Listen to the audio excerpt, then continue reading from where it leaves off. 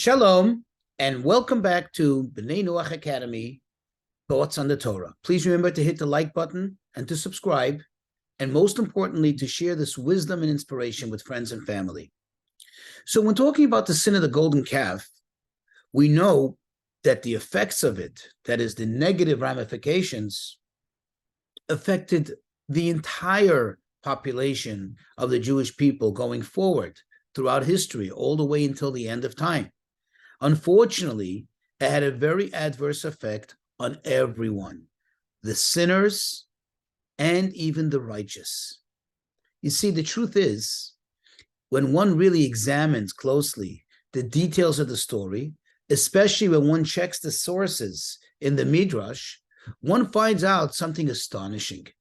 And that is that only several thousand of the Jews actually were involved in the making and the worship of the golden calf. In other words, there are several million Jews at the time, and only several thousand are directly involved in the golden calf. And yet, and here is the question, it affects everyone. What does this mean? And what does this mean to us? In other words, why? Well, the answer is, of course, the common answer that's given is that, unfortunately, most of the people did not protest. Most of the people did not do their best effort in order to try to stop this, to prevent this from happening. Thus, they became guilty by association. Thus, they became culpable, even for something that they didn't actively do and they didn't want.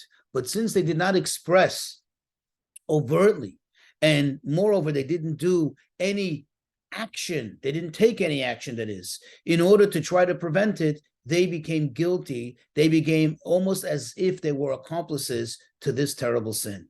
And this is actually a very, very important lesson to us. When we live in society that is not behaving itself, even though typically the bad actors are not the majority, typically they're the minority. Now, the truth is that sometimes you can't really stop them. In other words, there's no real means to really prevent them from doing what they're doing. But the thing is that if we at least make an effort, at least voice an opinion, at least express overtly the fact that we have a dissatisfaction with what they're doing, then we disassociate ourselves with it, with that type of behavior, with that phenomenon. But if we don't, we just stand by idly and go about our business, as we call it, the silent majority, but silent, then unfortunately the Torah is teaching us that we become somewhat of accomplices, somewhat of participants, albeit unwilling ones, in the generality of the misbehavior, of the misdeeds of the crime.